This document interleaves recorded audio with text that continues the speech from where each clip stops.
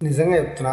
Raja Saab cinema చూసిన తర్వాత సినిమాకి ఎంత నెగటివిటీ వస్తుందో, కనీసం సినిమా నాలెడ్జ్ ఉన్న వాళ్ళు కూడా ఈ సినిమాని యాక్సెప్ట్ చేయలేక వాళ్ళు చేస్తున్న కామెంట్స్ చూస్తుంటే నిజంగా నాకు షాక్ అనిపించింది. ఎందుకంటే ఒక మూవీ లవర్గా ఒక సినిమా ఎందుకు బాగలేదు అనేది నువ్వు ఎక్స్ప్లెయిన్ చేయాలి. నీకు దమ్ము ధైర్యం ఉంటే ఒక వీడియో పెట్టాలి. అంతేగాని సో కాల్డ్ ఇన్ఫ్లుయెన్సర్ కొందరు ఉన్నారు చూడండి, చెత్తనా కొడుకులు. రావణ్ ఫర్ యూ గారు కానీ, రాగడి కానీ, బార్బియల్ కానీ, వీళ్ళందరూ ఏదో కూర్చొని పెద్ద చర్చ ఏందిరా అది. ఏందిరా భయ్, మీరు మొత్తం జూమ్లోకి వచ్చేసి ఆ సినిమా కోసం మీ పూల చొక్కగాడు ఇంకా 4-5 కూర్చొని అబ్బాబ్బాబ్బా అంతగానే మేము పని ఏముందిరా మీకు నచ్చలేదు. సో మీకు దాన్ని డిఫాల్ట్ చెప్పండి. మొత్తం ఇక ప్రభాస్ కెరీర్ మొత్తం నాశనం అయిపోయినట్టు, ప్రభాస్ ఇక జిందగీలో లేవన్నట్టు చెప్పలేదురా.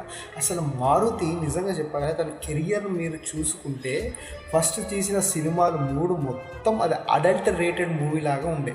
దాని తర్వాత భలే భలే మొగాడి సినిమా తర్వాత అతను కూడా ఒక మంచి ఫ్యామిలీ ఎంటర్టైనర్ తీసాడని తెలిసింది, ప్రతిరోజు పండుగ. దాని తర్వాత మారుతి దగ్గర నుంచి ప్రభాస్ అన్న సైన్ చేసిందంటే అబ్సల్యూట్లీ అందరికీ షాక్ అయిపోయింది. ఎందుకంటే చిన్న స్థాయి డైరెక్టర్ని ఎలా ఒప్పించండి అనేది. కానీ ఈ సినిమాలో మెయిన్ ప్లాట్ ఏంట్రా అందరికి తెలియాల్సింది ఏంటంటే ఇది ఒక సైకలాజికల్ థ్రిల్లర్. ఇది హర్రర్ థ్రిల్లర్ అని కామెడీ బేస్డ్ అని చెప్పుకొని ఒక రాజుగారి గది సినిమా లాగా ఫ్యాంటసీ లాగా తీసుకుపోయారు. కానీ దీంట్లో మారుతి చేసిన గుడ్ వర్క్ ఏమైతే ఉందంటే అది సొంతంగా ఒక ఫ్యాంటసీ క్రియేట్ చేసింది. మన తెలుగులో సైకలాజికల్ థ్రిల్లర్ ఇంతవరకు రాలేదు. వస్తే ఇలానే ఉంటుంది, మొగ్గ పెడతారు, దానికి బాగా బాగా మొగ్గ పెట్టి పడేస్తారు. అర్థం చేసుకునే కెపాసిటీ ఉండాలి. సో నాకైతే చెప్పాలి అంటే సినిమా ఫ్లాప్స్ ఉన్నాయి. ఏంటంటే సినిమాకి డ్యూరేషన్ అని చాలా అయిపోయింది.